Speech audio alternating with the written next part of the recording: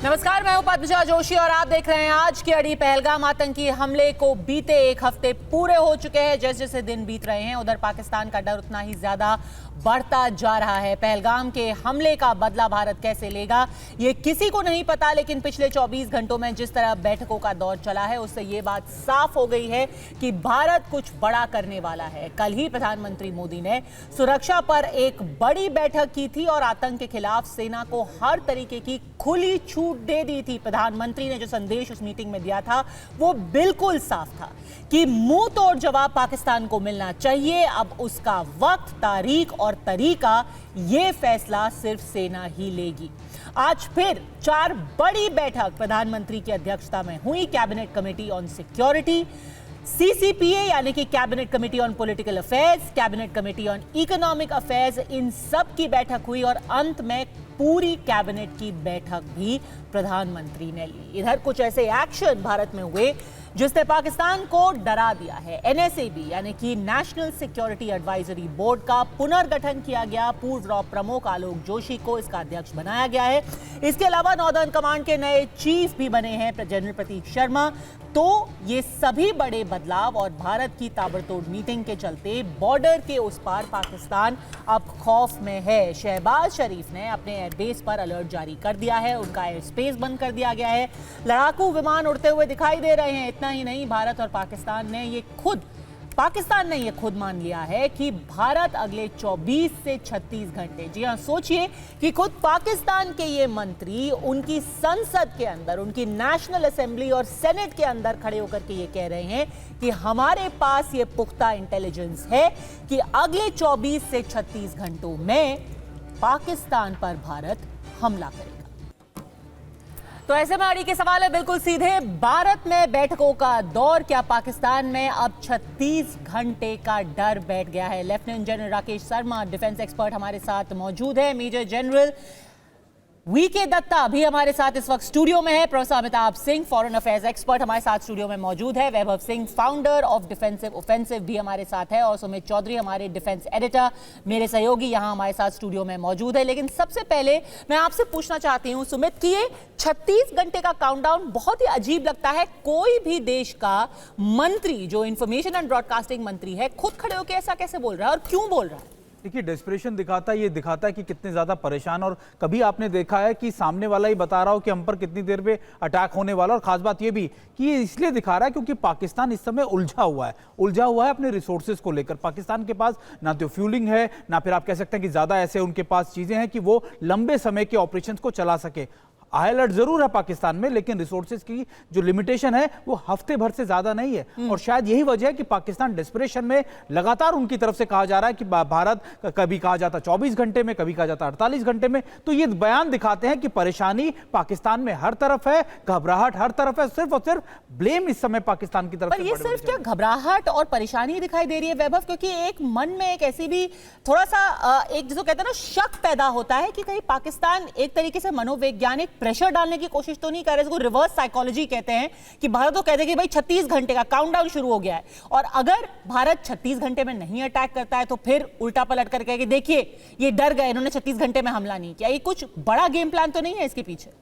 ये पाकिस्तान इस परिस्थिति में नहीं कोई बड़ा गेम प्लान खेल सके। एक एब्सेंस ऑफ लीडरशिप जो है, जैसा हमने आपके पिछले प्रोग्राम में भी डिस्कस किया था कि जनरल आसिम मुनीर जो है वो गायब हैं, वो आपको कहीं नहीं दिखाई देते। अगर आप भारतीय सेना प्रमुखों को देखें तो प्रधानमंत्री के साथ मिल भी रहे हैं, वो सीमा पे भी जा रहे हैं, वो कश्मीर का भी दौरा कर रहे हैं, वो जनता को दिखाई दे रहे हैं, अपने ट्रूप्स के साथ उनको मोटिवेट कर रहे हैं और हर जगह जाते आते दिखाई दे रहे हैं। लेकिन जनरल आसिम मुनीर अपने न्यूक्लियर बंकर में जो GHQ रावलपिंडी में है उसमें एक हफ्ते से छुप के बैठे हुए हैं और वो बाहर नहीं निकल रहे हैं। तो ये जो लैक ऑफ लीडरशिप है, ये this leads to lack of coherence. Yes, and that's the Pakistan strategy. तो कहते हैं हेडलेस चिकन की, जिसका जो मना है अपनी अपनी ढपली, अपना अपना राग वहां पर चल रहा है पाकिस्तान। बिल्कुल, और ये सारे के सारे ये जो है हेडलेस चिकन की तरह इधर दौड़ रहे हैं। और जो पॉलिटिकल लीडरशिप है जिसके पास क्रेडिबिलिटी नहीं है पाकिस्तान के अंदर, ठीक है, फॉर्म 45 की गवर्नमेंट है, ये लाई गई गवर्नमेंट है, सिलेक्टेड गवर्नमेंट है, इलेक्टेड गवर्नमेंट नहीं है।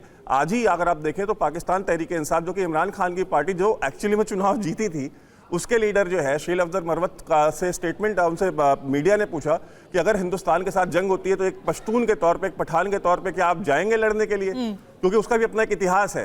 तो उन्होंने कहा कि अगर हिंदुस्तान के साथ जंग हुई तो मैं लंदन चला जाऊंगा।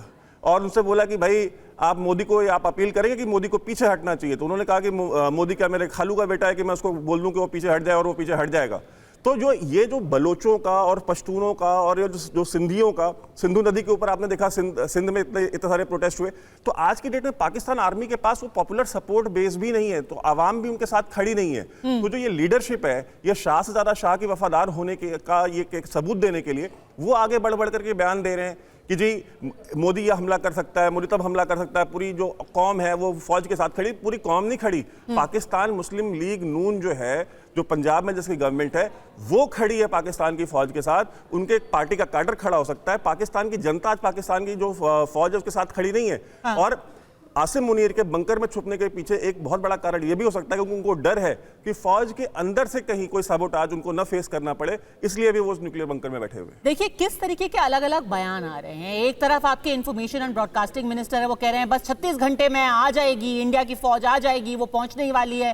ख्वाजा आसिफ भी कह रहे हैं कि हमें एक इंटेलिजेंस मिल गई है कि वो बस अटैक की तैयारी करें। दूसरी तरफ उनकी एक सेनेटर है जनरल दत्ता, मैं चाहती हूँ कि आप और दर्शक भी वो सुने, क्योंकि कहते हैं ना, religion is the last resort of the scoundrel. तो पहले भी जनरल आसिम मुनीर ने बात की थी टू नेशन थ्योरी की, कि हम हिंदुओं से अलग हैं, और आज बाबरी मस्जिद का जिक्र किया जा रहा है पाकिस्तान की सेनेट, पाकिस्तान की नेशनल असेंबली के अंदर। तो आसिम मुनीर पहली अजान देने के लिए आ रहे हैं नई बाबरी मस्जिद में। जनरल दत्ता, आसिम मुनीर हैं कहां पे वो पता नहीं, खैर अजान के बहाने ही शायद पता चल जाए कि जनरल आसिम मुनीर रीसर्फेस हो जाए। पर क्या ये बदहवासी है कि एक तरीके से आप या तो कहिए कि भाई इंडिया का डर दिखाइए, या फिर धर्म के नाम पे ही कम से कम पूरे पाकिस्तान को एक करने की कोशिश की? बाबरी मस्जिद का जिक्र क्यों? देखिए ऐसा है, भारत ने पहलगाम हमले के बाद प्रधानमंत्री ने बोला कि हम पाकिस्तान के अंदर टेरर इंफ्रास्ट्रक्चर को ख़त्म करेंगे। हम उन टेररिस्ट को जो इसके अंदर मुलस्सिस है उनकी जड़ें जाके हम काटेंगे, उनको तबाह करेंगे। तो हमने तो कभी भी नहीं बोला कि हम पाकिस्तान के ऊपर हमला करने वाले हैं। तो अगर आज के दिन में पाकिस्तान की फ़ौज घबराई हुई भागती फिर रही है, इसका मतलब है कि पाकिस्तान की फ़ौज एक टेररिस्ट ऑर्गेनाइजेशन है। आसिफ मुनीर उसका मुखिया है, सबसे बड़ा टेररिस्ट ओसामा बिन लैदेन का भाई, उसका DGISI और उसकी सारी फौज। तो अगर वो उनको ये डर लग गया है कि भारत ने बोला है हम टेररिस्ट के पीछे जाएंगे, तो हमें पता चल गया ना कि पूरी पाकिस्तान की फौज ही टेररिस्ट है।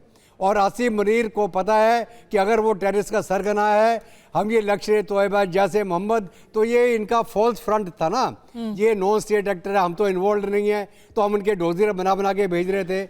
अभी हमने पहली बार इनके एस्टेब्लिशमेंट के ऊपर हमला किया है, उनको चिन्हित किया है कि ये तुम्हारे लश्कर तोयबा TRF जैसे मोहम्मद नहीं है, ये आसिफ मुनीर सिविलाइजेशन का वो चर्चा कर रहा है। इसकी फैमिली जलंधर से थी, पंजाबी मुसलमान, इसको बोला अपना DNA टेस्ट करा, इसका दादा परदादा कोई हिंदू मिल जाएगा इसको। तो ये कहाँ का ये मौलवी बन के घूम रहा है। इसके फादर भी मौलवी थे, ये भी मौलवी है, और ये उसी को उकसाने की कोशिश कर रहा है कि हो सकता है कि भारत के मुस्लिम इसके साथ हो जाए। वो कभी नहीं भारत के मुस्लिम इसके साथ जाएंगे। भारत का मुस्लिम भारत के साथ वफादार आप कह रहे हैं कि इनका टारगेट ऑडियंस सिर्फ पाकिस्तान में ही नहीं है, इंडिया में ये एक संदेश देने की कोशिश कर रहे हैं। बिल्कुल। तो आज के दिन में पाकिस्तान की फौज घबराई हुई भागती फिर रही है, और जब से ये पहलगाम का हमला हुआ अभी तक 50-60 फौजी इनके वैसे ही मर गए हैं। BLA ने मारा है, TTP ने मारा है, लाहौर के एयरपोर्ट में इनकी मिसाइलें फट गई हैं, वहाँ जहाज़ों में आग लग गई, और इनके अपने हवाई जहाज़ F-16 वगैरह मेंटेनेंस के कारण क्रैश होके खुद गिर रहे हैं। और ये बोले जी कल भारत ने 4 रफेल उड़ाए थे, हमने 2 गिरा दिए। इनका दिमाग खराब हो गया। ये कहते हैं साहब हमने भारत की चौकियों पे हमला कर दिया जी, हमने निस्तंभूत कर दी। अरे भैया, अभी तो भारत ने कोई कार्रवाई चालू नहीं करी, भारत की फौज ने तो मोबिलाइजेशन नहीं करी। अभी तो हम सिर्फ ये बोल रहे हैं कि तुम्हारा पानी बंद कर रहे हैं, तुम्हारे टेररिस्ट लीडरशिप के पीछे जाएंगे, उनको छोड़ेंगे नहीं। तो आसिम मुनीर को पता है कि वो टेररिस्ट का सरगना है और जाके बंकर में छुप गया। ये तो एक तरीके से साइकोलॉजिकल वॉरफेयर भी है, जहां पे लगातार जो पाकिस्तान की मीडिया है वो कह रही है कि भाई 4 रफाल आए थे, हमने अपने जेट स्क्रैम्बल कर दिए, उनमें से 2 को गिरा दिया गया है। तो इस तरीके का इंफॉर्मेशन वॉरफेयर तो लगातार करा ही जा रहा है। लेकिन प्रोफेसर सिंह, आप इसको कैसे देखते हैं कि वहां पर उनके राजनेता लगातार एक तरीके से जो एक रिलीजियस कलर देने को, एक धार्मिक रंग देने की कोशिश कर रहे हैं। गौरी और गजनवी की बात की जा रही है, कोई बाबरी मस्जिद का जिक्र कर रहा है, कोई कह रहा है कि भाई हम सीधे सीधे अब वहां पर अयोध्या पहुंच करके वहां पर मस्जिद बनाना शुरू कर देंगे। क्या है इसके पीछे का पूरा इंटेंशन क्या है? देखिए, इस्लाम बेसिस रहा है उनके राज्य का, और वो ये मानते हैं कि हम भारत से अलग हैं। चलिए, वो उनकी पॉलिटिक्स थी, लेकिन अब तक वो उसी पर जी रहे हैं। भुट्टो साहब ने कहा था कि हम भारत से 1000 साल का युद्ध करेंगे और जीतेंगे। शायद वो 1000 साल क्या, सदियों तक करते आएंगे, उनसे कुछ नहीं होगा। पाकिस्तान इस समय एक बड़ी दुविधा में है, और वो दुविधा ये है कि उन्होंने टेररिस्ट को संपोषित किया, उनको पनपाया, और ओसामा बिन लादेन जैसे टेररिस्ट को उन्होंने वहां रखा। पूरी दुनिया ये जानती है कि सबसे बड़ा कोई अगर टेररिस्ट का भंडार है तो वो पाकिस्तान है, और वो हमेशा इस गिल्ट फीलिंग से बाहर आने की कोशिश करते हैं, वो कर नहीं पाते हैं। इनके खुद मिनिस्टर्स ने कहा कि अमेरिका के शाह पे वो टेररिस्ट को सपोर्ट करते थे, चाहे वो अफगानिस्तान में भेजते हो, चाहे वो भारत में भेजते हो। एक तरीके से कोशिश है कि जिसको कहते हैं उम्मा, उसको रैली करने की कोशिश है कि भाई ये एक धर्म का मसला है और सारे मुस्लिम वर्ल्ड को, इस्लामिक वर्ल्ड को हमारे साथ खड़ा होना चाहिए। नहीं, क्योंकि अभी उनके साथ कोई खड़ा है नहीं, तालिबान तक उनके साथ खड़ा नहीं है। देखिए, उम्मा उनके साथ इस बार बिल्कुल नहीं आएगा। क्यों नहीं आएगा? मिडिल ईस्ट नहीं है, सऊदी नहीं है। जब ये अटैक हुआ तो सबसे जो पाक जगह है सऊदी अरेबिया में, जद्दा में, वहां पर प्रधानमंत्री मोदी थे। वहां पर इन्होंने एक सिंबॉलिक तरह से अटैक करके दिखाया कि आप कहीं भी जाएं, हम अटैक कर सकते हैं। तो आप ये समझ सकते हैं कि उनके ऊपर भी क्या बीती होगी। कहा कि हमारे गेस्ट के ऊपर टेरर स्ट्राइक कर रहे हैं, और इस्लाम के नाम पर।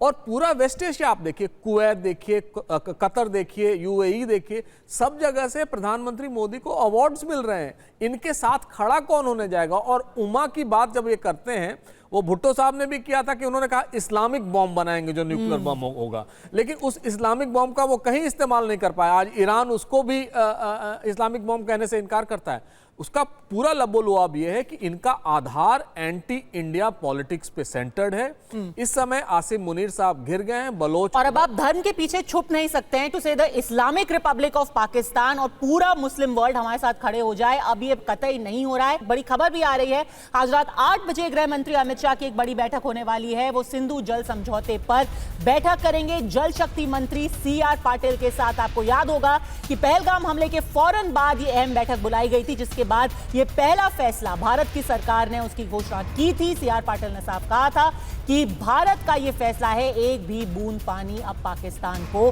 नहीं मिलेगा। और इसी कड़ी में आज ऐसी दूसरी एक बैठक होने वाली है अमित शाह और जल शक्ति मंत्री CR पाटिल के बीच में आज शाम 8 बजे। लेकिन क्या कहेंगे आप जनरल शर्मा, गौरी और गजनवी की आज याद आ रही है। एक तरीके से पाकिस्तान की आवाम को पंप अप करने की कोशिश की, भले से उस मिसाइल की हालत क्या है वो उसकी बात बाद में करेंगे, लेकिन कम से कम उनका नाम से तो लोग पंप अप हो जाए वहां पे। हाँ, देखिए, उसके पहले मैं एक लाइन कहना चाहूंगा कि पाकिस्तान में जैसे हमेशा की तरह ये आर्मी कॉल्स दी शॉट्स, वहां पर पॉलिटिशियंस नहीं चलते, और ये हमेशा आर्मी का और मुल्लास के साथ में ही वहां पर गठबंधन रहा हुआ है। इस बार जो पाकिस्तान आर्मी है वो, क्योंकि एक तो पहला पूरा देश जो है इकोनॉमिकली इतना वीक हो चुका हुआ है, उसके देशवासी ही आर्मी के अगेंस्ट हैं। आर्मी के बीच में ही कुछ लोग आर्मी के अगेंस्ट हैं, और वेस्टर्न फ्रंट के ऊपर में इतना प्रेशर पड़ गया हुआ है बलूचिस्तान, खैबर पख्तूनवा, तालिबान की तरफ से। तो मैं कहूंगा कि शायद ये था कि डाइवर्जन टैक्टिक्स था, डेस्परेशन था, और वो जो इन्होंने पहलगाम टेरर अटैक कराया है, ये इसलिए कराया कि भारत के बीच में हम लोग जो है हिंदू और मुस्लिम, इसीलिए उन्होंने धर्म पूछ के किया, हिंदू मुस्लिम डिवाइड करेंगे। और इस वक्त जबकि वक्फ के ऊपर में ऑलरेडी कोई प्रदर्शन हो रहे थे, लेकिन वो पैंतरा इनका उल्टा पड़ गया। आपने देखा पहली बार, मैं कहूंगा आज तक कभी ऐसा हुआ नहीं है कि पूरा मुस्लिम संगठन जम्मू कश्मीर के बीच में उन्होंने पाकिस्तान की मजम्मत की है। वो ओवैसी है पूरे देश के बीच में। तो मेरे ख्याल में वो जो चाहते थे वो चीज हो नहीं पाया है। अभी दूसरी चीज मैं जो कहना चाहूंगा, आपने जो सवाल पूछा था कि बयानबाजी पाकिस्तान आर्मी नहीं कर रही है। ये बयानबाजी क्यों? क्योंकि पाकिस्तान आर्मी को पता है कि उनके पास में कैपेबिलिटी नहीं है। वो they are not able to stand even 7 or 10 days of war. तो वो इन पॉलिटिशियंस के मुंह से निकलवा रहे हैं, क्योंकि पॉलिटिशियंस तो झूठे होते हैं। उन्होंने बोल भी दिया तो वापस भी they can spit and lick it also. तो मैं ये कहूंगा कि पाकिस्तान आर्मी, अगर हम बोल रहे हैं कि जो मुल्ला मुनीर है वो गायब है, वो गायब नहीं है, वो अपना काम कर रहा है, सिर्फ वो मीडिया के सामने नहीं आ रहा है, कोई बंकर शंकर में बैठा नहीं है। उन्होंने भी अपनी तरफ से जितनी भी आगे हरकतें करनी थी उन्होंने हरकतें करनी शुरू कर दी हुई हैं। लेकिन जो सबसे बड़ी चीज ये जो आपने पूछा है, गौरी गजनवी वगैरह, और ये उनके रेलवे मिनिस्टर ने बोला था, ये हमने शो केस के लिए नहीं रखी, भारत के लिए स्पेसिफिकली बोलते हैं, भारत के लिए हमने बना के रखी हुई है। और साथ में ये पाव पाव और किलो वाले जो बॉम्ब है, ये हमने सिर्फ एक डेकोरेशन पीस बना के रखने वाले नहीं है। तो ये इस चीज को दर्शाता है कि पाकिस्तान कितने डर और खौफ के बीच में है। सीसीएस मीटिंग के बाद में जो कल जो प्रधानमंत्री ने एक खुली छूट दे दी हमारी आर्म फोर्सेस को, कहा ठीक है, यू गो एंड स्ट्राइक। आप खौफ की बात कर रहे हैं सर, मैं जल्दी से खबर देना चाहती हूँ क्योंकि पीओके में कुछ वहां पर हलचल हो रही है। पीओके में मेडिकल अलर्ट जारी किया गया है, एम्बुलेंस और अस्पताल को हाई अलर्ट पर रखा गया है। पाकिस्तान को भारत के हमले का डर सता रहा है, हमले के डर से झेलम घाटी में अलर्ट जारी कर दिया गया है। आसिम मुनीर ने आर्मी अस्पताल को भी अलर्ट पर रखा हुआ है। ये जो लगातार मिसाइल की बात की जा रही है, इसके बारे में आप क्या कहेंगे वैभव? ये क्या एक तरीके से जिसको कहते हैं कि लोगों को एक साथ जोड़ने की एक कोशिश है कि आखिर में आप कहिए कि भाई हम सब एक ही कौम का हिस्सा है, तो हम सबको साथ में रहना है? जी देखिए, बिल्कुल यही बात है। और आपने पलोशा खान का भी स्टेटमेंट सुनाया जो राम मंदिर की बात कर रही थी कि वहाँ पे हम जो अजान जो है वो मुल्ला मुनीर देंगे। तो पलोशा खान तो इतनी दिलेर है कि आज तक she is basically wife of, ये बीवी हैं ज़हीरुल इस्लाम की, जो कि आईएसआई चीफ थे, और आज तक पब्लिकली इन्होंने ओन भी नहीं किया। इसके ऊपर पाकिस्तान में एक बहुत बड़ी कंट्रोवर्सी भी हो चुकी है वहाँ की मेन स्ट्रीम मीडिया के अंदर। तो जो काम इनके शौहर नहीं कर पाए राम मंदिर के ऊपर झंडा लहराने का और वहाँ से अजान देने का, इनको उम्मीद है कि शायद जनरल आसिम मुनीर कर लें। तो ठीक है, दिल बहलाने को गालिब ये ख्याल अच्छा है। और देखिए, ये इनकी जो ख्वाहिशें हैं ना ये गजवाए हिंद की, ये आज की नहीं है। और देखिए, जो इस्लामिक रेडिकलाइजेशन है, दिस इज अ थ्रेड, ये वो धागा है जिसमें पूरा पाकिस्तान को इन्होंने पिरोने की कोशिश पिछले 75-76 साल की है। लेकिन क्या पश्तूनों को बांध सके उसमें? नहीं। क्या बलोचों को बांध सके? नहीं। क्या सिंधियों को बांध सके? नहीं। क्या गिलगित बल्तिस्तान में जो बैठे हुए लोग आज वहां पे सड़कों पे हजारों की तादाद में पाकिस्तान आर्मी के मुर्दाबाद के नारे लगा रहे हैं, क्या उनको बांध सके? नहीं। 3 बड़ी अपराइजिंग्स पीओके में हो चुकी है, वहां की आवाम इनके खिलाफ खड़ी होती है, क्या उनको बांध सके? नहीं। तो ये जो पर अहमदिया तो इनके साथ है। मैं परसों देख रही थी पाकिस्तान मीडिया पे एक खत दिखाया जा रहा था, कोई अहमदिया फ्रंट है जो कि कह रहे हैं कि हमारे खिलाफ बहुत अत्याचार हुए हैं पाकिस्तान के अंदर, पीस टाइम में भले से ही हमारे कुछ मतभेद हो, लेकिन इस वक्त सारे अहमदिया पाकिस्तान के लिए लड़ने के लिए, मरने के लिए और साथ खड़े होने के लिए तैयार है। वो लोग जिनको वहां पर दफन होने के लिए जमीन भी नसीब नहीं दी जाती है, वो कह रहे हैं और तथाकथित रूप से कह रहे हैं कि हम पाकिस्तान के साथ खड़े हुए हैं। देखिए, मुझे कोई आश्चर्य नहीं होगा कि अगर वो लेटर जो आप जिसकी आप जिक्र कर रही हैं, जो फ्लोट कर रहा है, अगर वो फ्रॉड हो और आईएसपीआर की जो प्रोपेगेंडा विंग है उन्होंने उस तरह का कोई लेटर इशू किया हो। उन्होंने बहुत सारे लेटर्स जो है भारत के से संबंधित, जो है भारत की सेना संबंधित भी लेटर्स उन्होंने फ्लोट किए हुए हैं। और वो हंसी आती है उन लेटर्स को पढ़ करके कि भारत की सेना में बगावत हो गई है और जनरल्स रिजाइन कर रहे हैं। तो हमारे बगल में बैठे हैं। मैं जल्दी से क्लैरिफाई कर दूं कि शुरू में हमने बताया था कि नॉर्दर्न आर्मी कमांड के जो हैं उन्होंने नया टेक ओवर किया है, तो पाकिस्तान जो प्रोपेगेंडा है वॉरफेयर, वो कह रहे हैं कि उनको हटाया गया है, उनको रिप्लेस किया गया है। वो बात सच नहीं है। उनका सुपर एनुएशन था, उनकी रिटायरमेंट की एज हो चुकी है। तो ये प्रॉपर जिसको एक पूरा प्लान तरीके से है, ये ट्रांजिशन किया जा रहा है। लेकिन जो हम बात कर रहे हैं, अपनी बात पूरी कीजिए वैभव, फिर मैं। तो बात यह है कि देखिए, पाकिस्तान के पास एक बहुत पोटेंट इंस्ट्रूमेंट है, वो आईएसपीआर है, ठीक है। और वो प्रोपेगेंडा में आज से नहीं, वो हमेशा से जो उनकी एक महारत हासिल रही है, उसी प्रोपेगेंडा को यूज करके उन्होंने भारत के अंदर आतंकवाद कराने की भी कोशिश की। हमने पंजाब के अंदर एक आतंकवाद का दौर देखा, हमने जम्मू कश्मीर में देखा। जब तक ईस्ट पाकिस्तान बांग्लादेश नहीं बना, तब तक हमने देखा कि नॉर्थ ईस्ट में किस तरह से जो है पाकिस्तान आर्मी और आईएसआई वहां पे प्रोपेगेंडा और वहां पे जो है आर्म्स और फंडिंग किया करते थे सेपरेटिस्ट ग्रुप्स को। तो आप देखें, पाकिस्तान के पास एक ही एक्सपर्टीज है, वो है आतंक की एक्सपर्टीज। और जनरल आसिम मुनीर जो खुद फाउंडिंग फादर हैं टीआरएफ के, जो सो कॉल्ड रजिस्ट्रेशन फ्रंट है, जिसको खुद उन्होंने आईएसआई चीफ रहते हुए उन्होंने उसको बनाया था। तो ये आसिम मुनीर की ख्वाहिश है गजवाए हिंद की, ये आज की नहीं है, बहुत पुरानी। और हिंदुस्तान से गए हुए जितने भी जनरल्स रहे हैं चाहे वो जनरल ज़ियाउल हक रहा हो, चाहे वो जनरल मुशर्रफ रहा हो, चाहे वो जनरल आसिम मुनीर हो, इनको अपनी वफादारी पाकिस्तान के अंदर साबित करने के लिए एक anti India sentiment, anti Hindu sentiment चाहिए होता है। ये जो बातें पलोशा खान बोल रही हैं, बोल वो रही हैं, लेकिन उनके मुंह में जो जुबान है वो आसिम मुनीर की जुबान है, वो पाकिस्तानी जो डीप स्टेट है उसकी जुबान है। और पलोशा खान को मैं इतना कहता हूं, इनकी पार्टी के लीडर बेनजीर भुट्टो को इसी फौज ने मारा, आज तक पलोशा खान के मुंह से नाम नहीं निकला मुशर्रफ का। इनके जो लीडर हैं आज की डेट में, जरदारी, पाकिस्तान के जो राष्ट्रपति हैं, इनको कपड़े उतार करके निर्वस्त्र करके मारा गया, उनकी जुबान काट दी गई और उसके बाद भी इनके मुंह से आज तक आवाज नहीं निकली। तो ये कहता हूं ना कि एक बहुत ही बेशर्मों का मुआशरा, एक जो समाज है ना, वो बेशर्मी के ऊपर जो खड़ा हुआ समाज होता है, जिसमें कोई शर्म, कोई गैरत, कोई सेल्फ रिस्पेक्ट, कोई डिग्निटी नहीं होती, तो आप उनसे क्या एक्सपेक्ट करते हैं? आप उनसे यही एक्सपेक्ट करेंगे कि भाई हम ये मंदिर तोड़ देंगे, हम सोमनाथ पे आ जाएंगे? अरे आओ ना, हम तो बैठे हैं, वेट कर रहे हैं। किसका इंतजार करें? क्या मोदी जी इनविटेशन लेटर लिख के देंगे? लेकिन सुमित, मिडिल ईस्ट ने सपोर्ट नहीं किया है, ज्यादातर देशों ने सपोर्ट नहीं किया है, लेकिन इसके बावजूद कुछ ऐसी हलचल हुई है जिसको लेकर के भारत में भी अभी कंसर्न्स है। जैसे कि कल तुर्की का एक मिलिट्री डेलीगेशन पाकिस्तान पहुंचा, वहां उनके इंटेलिजेंस चीफ यासर कदोलो भी पहुंचे थे। इस्लामाबाद में पाकिस्तानी एयरफोर्स हेडक्वार्टर्स में ये पूरा डेलीगेशन आया हुआ था। इसको भारत किस नजर से देखते हैं? देखिए, ये बात तो तय है कि लगातार तुर्की पाकिस्तान की मदद करता है। मैं आपको बताऊं, 2019 के बाद भी कई बार ऐसा हुआ जब पाकिस्तान ने बड़ी खेप ली रेडार्स की, उनके डिफेंस सिस्टम्स की, ड्रोन्स की, और ऐसा तुर्की इसलिए भी करता रहता है क्योंकि तुर्की को लगता है कि वो शायद मुस्लिम देशों का खलीफा बन सकता है, उनको एक तरीके से एक बड़ी कमांड उनकी हासिल कर सकता है।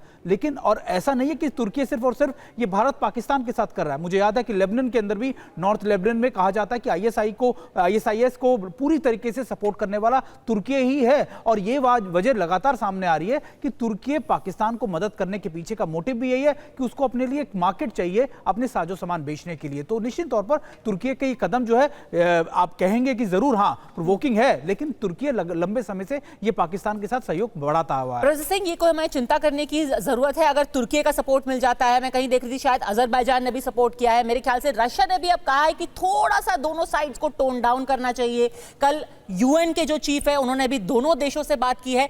तो ये जो डेवलपमेंट्स हो रहे हैं, जहां भारत ने साफ साफ कहा है कि भाई हम तो जवाब देंगे, अब आपको इसका इंतजार करना है कि वक्त और जगह क्या होगी। क्या अब इंटरनेशनल कम्युनिटी पलट तो नहीं जाएगी? कहीं भारत पर दबाव तो नहीं बढ़ेगा? देखिए, तुर्की पर मैं सबसे पहले, तुर्की एक सबसे डेंजरस पावर की तरह इमर्ज कर रहा है, जो अपने आप को सेक्युलर दिखाता है पूरी तरह से रिलीजियस। और तुर्की इस समय एक मिलिटरली बहुत पावरफुल स्टेट हो गया, हम उनको नज़रअंदाज नहीं करें। उनका जो ड्रोन टेक्नोलॉजी है, बेकार कंपनी जो कहते हैं, बेरफ्तार ड्रोन्स बनाती है, वो दुनिया में काफ़ी काबिज रही है। पाकिस्तान को उन्होंने एड दिया है, अजरबैजान को आर्मीनिया के खिलाफ जिताने में उनका पूरा सहयोग रहा है। तो तुर्की इस समय सबसे डेंजरस फोर्स होगा वेस्ट एशिया में अगर वो पाकिस्तान के साथ मिलता है। दूसरी बात, अब तक जो अटैक होना है वो हुआ नहीं है, लेकिन इंटरनेशनल रिएक्शंस बहुत टेम्पर्ड आएंगे, बहुत छुपा हुआ सा एक कमेंट आएगा जो ये कहेगा कि भारत ने जो किया है, अगर उसकी आत्मरक्षा के लिए जरूरी था तो हम उसके साथ हैं। और यही नहीं, इस समय पूरी दुनिया अगर आप देखें कॉन्फ्लिक्ट जोन में गुजर रही है। भारत को उसका फायदा होगा और भारत को, मुझे लगता है, एक ऑल आउट वॉर के लिए तो नहीं जाना चाहता है या नहीं जाएगा। भारत एक टारगेटेड अटैक करेगा उनके एक्टिविटीज पर, और इस बार वो, मुझे लग रहा है, वो अटैक होगा वो काफी दिनों तक याद किया जाएगा, क्योंकि अब तक उरी और बालाकोट के बाद जो ये हुआ है, इसके बाद अगला जो भी अटैक होगा या करवाएंगे पाकिस्तान, उनको 10 बार या 1000 बार सोचना पड़ेगा। और इंटरनेशनल कम्युनिटी, खासकर European Union, USA, West Asia हमारा साथ देगी, क्योंकि हम रिसीविंग एंड पे उनके हमेशा रहे हैं। चीन जो कहता है वो कहता रहे, उन्होंने तो पाकिस्तान को टेररिस्ट स्टेट बनाने से रोका हुआ है, तो वो सिर्फ चीन ही है, चाहे वो FATF हो, चाहे वो पाकिस्तान के उग्रवादियों को UN में सपोर्ट देने का बात हो। तो चीन इस समय पाकिस्तान के साथ खड़ा दिखेगा, तुर्की खड़ा दिखेगा, लेकिन दुनिया के बाकी राज्य भारत के स्टैंड को समझते हैं, और भारत के स्टैंड को समझे ना समझे, वो सब मानते हैं कि पाकिस्तान जो है टेररिस्ट का भंडार है, वो संपोषित करता है, और उसामा बिन लादेन का पाया जाना किसी भी तथ्य को भुला नहीं सकता। जी, और कुछ फुल फ्लेजेड टेररिस्ट होते हैं, कुछ उनके ओवरग्राउंड वर्कर्स होते हैं, कुछ को क्रिकेटर्स का भी एक मास्क पहनाया जाता है, कुछ ऐसे भी लोग हैं जो हमारे देश में आके खेलते हैं, खाते हैं, यहाँ से कमाते हैं, वापस जाकर के अपना असली चेहरा दिखाते हैं। उनमें से एक शाहिद अफरीदी, उनका यूट्यूब चैनल सबसे लेटेस्ट है जिनको यहाँ पर बैन किया गया है। अभी बस कुछ ही देर पहले ये बड़ी खबर आई है कि शाहिद अफरीदी का यूट्यूब चैनल अब इंडिया के अंदर बैन कर दिया गया है। पिछले कुछ दिनों में आपको याद होगा एक ट्विटर पर एक तरीके से जंग लड़ रहे थे वो भारत के लोगों से, भारत के क्रिकेटर्स से, और जब शिखर धवन ने उनको अपोज किया था और कहा था आप क्या बात कर रहे हो। मैं आपको बता दूं इस बात की शुरुआत कहां हुई। 2-3 दिन पहले जब पहलगाम हमले के बाद भारत ने कड़े कदम उठाए तो फिर शाहिद अफरीदी ने कहा कि देखिए, और वैसे वो शायद बॉर्डर पे पहुंचे हुए थे ना, वो पाकिस्तान भारत के बॉर्डर पे कहीं कैंप पे पहुंचे हुए थे। उन्होंने कहा कि अरे ये तो फॉल्स फ्लैग ऑपरेशन है, भारत अपने ऊपर अटैक करवा लेता है और फिर पाकिस्तान के ऊपर ब्लेम डाल देता है। फिर शिखर धवन ने उनको रिस्पॉन्ड किया और कहा कि तुम्हें हम सही जवाब देंगे, जो कुछ होना होगा। शाहिद अफरीदी जैसे लोगों का क्या किया जाए? जनरल दत्ता, आपको क्या लगता है ये जो लोग भारत में आते हैं, कहते हैं क्रिकेटिंग टाइज होनी चाहिए, गंगा जमुनी तहजीब की बात करते हैं और फिर वापस जाकर के कहते हैं फॉल्स फ्लैग ऑपरेशन हो रहा है? देखिए, ऐसा है कि ये भारत की जिंदा दिली, हमारा जो कहते हैं अकोमोडेटिंग जो हमारा एक कल्चर रहा है, ये उसको एक्सप्लॉइट करते रहे हैं आज तक। ये हज़ारों सालों से हमारी जो सिविलाइजेशन है, हमने हमेशा बाहर वाले लोगों को यहाँ पे वेलकम किया भारत के अंदर, और वो लोग आके समा गए और हमारे साथ रहे। अभी ये बात दूसरी है कि बीच में मोहम्मद गजनी आया, गोरी आया, लुटेरे थे, ये लुटेरे थे, इन्होंने लूटपाट करी और लूटपाट करके वापस चले जाते थे, फिर दोबारा आ जाते थे। और किसी कारण से भारत के अंदर जो हमारे राजा रजवाड़ा थे वो यूनाइटेड नहीं हुए और वो एक पीस मिल तरीके से लड़ते रहे और कभी हार जाते थे, कभी जीत जाते थे। लेकिन आज के दिन जो भारत है वो अवेकन हो चुका है। हमारी जो पूरी आज के दिन के अंदर लीडरशिप है, हमारी जो आज के दिन के अंदर मौजूदा जनरेशन है, उनको समझ आ गया है कि ये जो जितने दोगले लोग हैं, चाहे भारत के अंदर हो, भारत के बाहर हो, चाहे वो पॉलिटिशियन के गार्ब के अंदर हो, चाहे वो खिलाड़ी के गार्ब के अंदर हो, कोई भी आदमी जो एंटी नेशनल एक्टिविटीज के अंदर मलसियस है उसको हमें बिल्कुल माफ नहीं करना चाहिए। और उम्मीद है कि कम से कम बीसीसीआई भी ये सुनेगी, आईसीसी भी ये सुनेगी और इनको अब भारत में कम से कम पैसे कमाने का मौका नहीं दिया जाएगा। बिल्कुल, ये हमको इसका एकदम सख्त एक्शन लेना चाहिए। और ऐसे जो 5th कॉलमिस्ट भारत के अंदर हैं, जो बल्कि पाकिस्तान के साथ एक तरह से मिले हुए लोग थे। अगर मैं उदाहरण दूं आपको, 26/11 हुआ तो यहाँ पे तो किताबें छप गई सैफरन टेरर की। भाई तुमको और किसने बोला साहब नहीं पाकिस्तान इन्वॉल्व नहीं है, ये तो आरएसएस ने करा दिया है। तो इस प्रकार की जो मानसिकता भारत के अंदर है, जहाँ पे भारत के अपने लोग पॉलिटिकल पार्टी जो हैं, चंदे के ऐसे लीडरान हैं जो खुलेआम उनका सपोर्ट कर रहे हैं। आज भी आप स्टेटमेंट देखें कहीं एक लीडरों की, तो वही बोले जी पाकिस्तान ने तो किया है, कुछ नहीं है। तो मेरा कहने का मतलब यह है कि अगर ऐसे माहौल के अंदर भी ऐसे लोग हैं तो मे बी हमें एक कॉन्स्टिट्यूशनल अमेंडमेंट करनी चाहिए। ऐसे लोगों को आपको एक दुश्मन, देश का दुश्मन मानना चाहिए, एनिमीज ऑफ द नेशन, और उनके ऊपर कड़ी से कड़ी सजा होनी चाहिए, जो कि ऐसे वक्त के अंदर भी दुश्मन के साथ खड़े हैं। या फिर कई ऐसे संगठन हैं जो अपने लेवल पर ही इसके खिलाफ फैसला ले सकते हैं। जैसे क्रिकेट का अगर जहां मामला है वहां बीसीसीआई फैसला ले सकता है कि किसी को भी यहां पर आकर के या तो कमेंट्री करने या फिर किसी तरीके से खेलने में, भले से वो लेजेंड्स लीग हो, उसमें कोई भी उनकी कमाई नहीं होगी। भारत ने सीज फायर उल्लंघन का विरोध दर्ज किया है, भारत ने पाकिस्तान से विरोध जताया, भारत और पाकिस्तान के डीजीएमओ स्तर पर बातचीत हुई है। सुमित, इस पर अपडेट, क्योंकि कल पहली बार इंटरनेशनल बॉर्डर पर भी सीज फायर वायलेशन किया गया है। पिछले कुछ दिनों में कितने सीज फायर, कम से कम 50 से 60 सीज फायर वायलेशन हो चुके हैं। इंटरनेशनल बॉर्डर की क्या अहमियत है कि कल पहले आईबी पे हुआ है? देखिए बिल्कुल, कल आईबी पे भी किया गया। अब तक हम देखते थे कि एलओसी पर किया जा रहा था, लेकिन आईबी के ऊपर भी सीज फायर वायलेशन लगातार पिछले 24 घंटों में कई बार देखा गया। और पद्मजा, वैसे तो अगर आप देखिए पहलगाम अटैक के बाद ये पहली डीजीएमओ लेवल की बैठक थी और इसमें खास बात यह कि भारत ने इन सीज फायर वायलेशन का जिक्र करते हुए अपना विरोध दर्ज कराया। यह भी कहा कि आखिरकार आपकी तरफ से इतनी ज्यादा मैसिव स्केल पर सीज फायर वायलेशन किए जा रहे हैं और अभी आखिरकार पहलगाम अटैक अटैक के बाद ही ऐसे अटैक्स क्यों किए? तो निश्चित तौर पर यह पाकिस्तान की स्ट्रैटेजी है। पाकिस्तान, आप भी जानते हैं कि लगातार पाकिस्तान ऐसे वॉलेशन तभी करता है या तो पाकिस्तान को अपनी गलतियां छुपानी हो या पाकिस्तान को बड़े आतंकियों को इन्फिल्ट्रेट कराना हो, और शायद इसी वजह से पाकिस्तान इस तरीके के सीजफायर वॉलेशन कर रहा है। और आपको एक और बड़ी खबर बता दें, देखिए कई बार ऐसे होता है, पहले आपने देखा था कि कैसे उनके रक्षा मंत्री ने जाकर के एक इंटरव्यू में बोल दिया कि हम 30 साल से डर्टी वर्क कर रहे हैं पूरी दुनिया का और आतंकवाद को हम पाल रहे हैं। और अब यही दावा, ऐसा ही एक दावा पाकिस्तान के पत्रकार अहमद नूरानी ने कहा है, जहां उन्होंने कहा है कि आतंकियों को पालता है पाकिस्तान, पाकिस्तान आर्मी और आतंकी संगठनों के बीच कनेक्शन है, आतंकी संगठनों को फंडिंग करती है पाकिस्तान की आर्मी। जनरल शर्मा, जब भी मैं पाकिस्तान के कुछ लोगों को सुनती हूँ हमेशा वो याद आता है, हमको तो अपनों ने लूटा, गैरों में कहाँ दम था। उनके खुद के ही डिफेंस मिनिस्टर, खुद के ही उनके डिप्टी प्राइम मिनिस्टर, खुद के ही उनके पत्रकार जाकर के पूरी दुनिया के सामने बयां कर देते हैं, जो कि उनके प्राइम मिनिस्टर डिनाई करते रहते हैं। देखिए, ठीक कहा आपने कि ऐसा है, इसमें कोई शक नहीं, पूरी दुनिया को पता है कि पाकिस्तान जो है टेरर का एपी सेंटर है। और ये जो टेरर नेटवर्क बनाया गया था, ये उस शीत युद्ध के टाइम पे बनाया गया था, इसमें बड़े बड़े लोगों का, अमेरिका का भी हाथ था। तो शायद वो चीज जो पहले जो चलती आई है वो अभी पहले ये एक्नॉलेज नहीं करते थे, ये बोलते थे कि हमने सिर्फ, और शायद इसने, ख्वाजा ने भी यही कहा है, उसने कहा है कि हमने ये जो किया था वो उस टाइम के लिए किया था। लेकिन धीरे धीरे करके ये चीज उनके खून में चली गई हुई है, डीएनए में चली गई हुई है कि जो टेररिज्म है, जो एक रेडिकलाइजेशन है, वो उनके बीच में चली गई हुई है। क्योंकि आपने मुशर्रफ के टाइम पे देखा था, मुशर्रफ के टाइम पे एक ये जो कट्टरपंथी आर्मी बनी थी, वो आसिफ मुनीर के टाइम पे अभी दूसरी बार बनने की, क्योंकि जब कंट्रोल करना होता है, आर्मी को कंट्रोल करना होता है, उसको सपोर्ट चाहिए, उसके मुल्ला, उसकी मस्जिद की सपोर्ट चाहिए। तो मेरे ख्याल में ये जो उन्होंने बयान दिए हैं, उन्होंने बगैर किसी डर के दिए हैं कि हमको पहले करवाया गया था, ये जो था ये हमसे करवाया गया था और आज हम उनके कारण हैं, और वो अभी इनका ये बन गया हुआ है। तो इसीलिए उसी हथियार को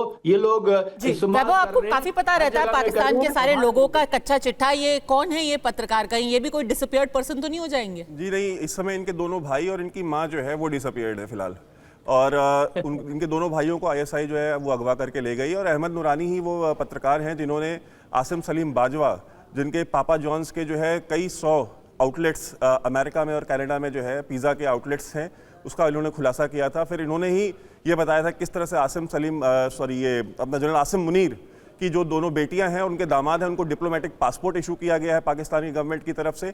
और इन्होंने ही इस बात की भी सबूत दिए थे कि किस तरह से आसिम मुनीर के जो भाई हैं, उन्होंने शराब के नशे में धुत होकर के पीओके के अंदर एक 18 साल के बच्चे के ऊपर गाड़ी चढ़ा दी, और उसकी जो खबर थी वो रातों रात सारी मीडिया से गायब कर दी गई और उसके ऊपर कहीं कोई कार्रवाई नहीं हुई। तो ये खुद हाफिज कुरान बनते होंगे आसिम मुनीर, लेकिन उनके भाई जो है वो शराब के नशे में, और उनके जब रेड मारी गई पुलिस की तो तकरीबन बता देते हैं कि 4 दर्जन बोतलें निकली थी शराब की, और एक बच्चे की जो है जान लेने के बाद भी वो आज की डेट में खुलेआम घूम रहा है। और अभी कुछ एक हफ्ते पहले इनकी माँ जो है कोर्ट रूम से रोते हुए बाहर आ रही थी, क्योंकि उसके जो 2 बेटे हैं वो पिछले 1 महीने से कहाँ हैं ये किसी को नहीं मालूम है। तो देखिए, एक तो ये बात हो गई। और शाहिद अफरीदी के ऊपर मैं छोटा सा कमेंट कर देना चाहता हूँ। शायद हमारी जो है ना, हमारी याददाश्त भारतीयों के तौर पे बहुत कमज़ोर है। ये वही शाहिद अफरीदी है जिसने ये कहा था कि मेरा दादा जो है वो जब रेड हुई थी कश्मीर में, तो उन जो मुजाहिदीन गए थे उनके साथ मेरा दादा भी गया था कश्मीर को आज़ाद कराने, जब इन्होंने पाकिस्तान ऑक्यूपाइड कश्मीर को ऑक्यूपाई किया था। और मेजर जनरल अकबर खान ने एक किताब लिखी है रेडर्स इन कश्मीर, पाकिस्तान आर्मी के, उन्होंने उसमें वो दास्तान लिखी है कि किस तरह से ये जो रेडर्स गए थे, ये जो अफरीदी पठान गए थे पूरे खैबर पख्तूनख्वा से, इन्होंने कश्मीरी औरतों के बलात्कार किए थे, उनके जेवरात लूटे थे, उनके घरों को आग लगाई थी। और ये सारी की सारी डिटेल जो है उन्होंने अपनी किताब में लिखी थी। जो ये जो दूसरी किताबें पढ़ते हैं उन्हें कोई ढंगी भी किताब पढ़ लेनी चाहिए। और दुनिया में एक वाहिद कौम है, एक वाहिद देश है जहां पे लोग खुद कहते हैं कि मेरा दादा बलात्कारी था और उसके ऊपर प्राउड फील करते हैं। मरियम नवाज ने एक बात कही है जो पंप अप करने की हम बात बता रहे थे। तो जो चीफ मिनिस्टर है पंजाब की, उन्होंने भी कहा है कि कोई डरने की जरूरत नहीं है, पूरे पाकिस्तान को एकदम बेखौफ रहना चाहिए, क्योंकि मेरे पिताजी ने न्यूक्लियर बम दिया है इस देश को। चलिए, कम से कम वो इसी बात पे खुश है सुमित कि उनके पापा और कुछ नहीं तो कम से कम बम तो दे करके गए हैं। बस इसी बम के ऊपर पूरा पाकिस्तान खुद ही बैठा हुआ है। और उनके जो आर्किटेक्ट थे ऑफ न्यूक्लियर एनर्जी, उनका क्या हश्र हुआ था ये भी पूरी दुनिया जानती है। प्रोफेसर सिंह जी बिल्कुल, अब्दुल कदीर खान के बारे में हम सब जानते हैं कि एक नेटवर्क चलाते थे और किस तरह से उन्होंने नॉर्थ कोरिया और चाइना के साथ मिलकर बम बनाने की टेक्निक हासिल की। जब वो अमेरिका गए, जब वो रिसर्च कर रहे थे, अमेरिकन को पता चला कि वो रेडियो एक्टिव टेक्नोलॉजी वहाँ से चोरी करके ला रहे हैं, न्यूक्लियर टेक्नोलॉजी चोरी करके ला रहे हैं, तब उनको वहाँ बैन कर दिया गया। और उनको वहीं अब्दुल कदीर खान, जो सबसे वेनरेटेड आदमी हैं पाकिस्तान के, उनको उन्हीं के घर में हाउस अरेस्ट करके रखा गया। तो ये देश जो है ना, ये पूरा एक कॉन्स्पिरेसी पे आधारित है। यहाँ चित्ती सिंहपुरा में सिखों की हत्या होती तो वो कहते हैं भारतीय सेना कराती है, पहलगाम में भारतीय सेना ने कराई। अरे ये जो देश है वो उस कॉन्स्पिरेसी पे टिका हुआ है कि इस्लाम जो है वो एक बहुत बड़ा एक रिलीजन था और वो टू नेशन थियरी है। खुद जिन्ना साहब इस्लाम के फॉलोअर नहीं थे, नमाजी नहीं थे और उन्होंने खुद पारसी से शादी की। तो इनका पूरा जो सिद्धांत है जिस पर यह देश आधारित है वही खोखला है। और इनके जब 4 टुकड़े होंगे ना, बलोच तालिबान जो उस तरफ कर रहा है और सिंध अलग कर रहा है, सिंध का तो अभी रुका हुआ है, मुहाजिर कौमी मूवमेंट को फिर से रिवाइव करना की जरूरत है। तो आगे आके देखेंगे कि ये देश अपने आप इम्प्लोड कर जाएगा। ये और इम्प्लोजन की आप बात कर ही रहे हैं सर, तो ये एक और तस्वीर दिखा देते हैं कि कैसे सेना और पुलिस के बीच हाथापाई हुई है। खैबर पख्तूनख्वा में पुलिस ने, सोचिए, पुलिस ने सेना के जवानों को भगा भगा करके पीटा। पाकिस्तान की सेना का वहां विरोध हो रहा था। सेना से पुलिस बोली कि आपका मुनीर कुछ नहीं कर पाएगा। एक बार जरा इसका ऑडियो भी सुना देते। कुछ भी नहीं कर सकते हो। कश्मीर पे जाओ ना, इधर क्या कर रहे हो? आपका जनरल भी आ जाए फिर भी कुछ नहीं कर सकते हो। अगर वो डॉलर जनरल भी आ जाए फिर भी वो कुछ नहीं करेगा। जनरल भी हम आपकी बूट की नोक पे रखते हैं। बकवास करते हो, बंदूक नीचे करो। यहाँ लड़की खड़ी है, ये लड़की मोहरत पुलिस है, याद रखो। ये लड़की आपकी बहादुरी का पता है। यहाँ पर लड़की खड़ी है, लड़की नहीं खड़ी।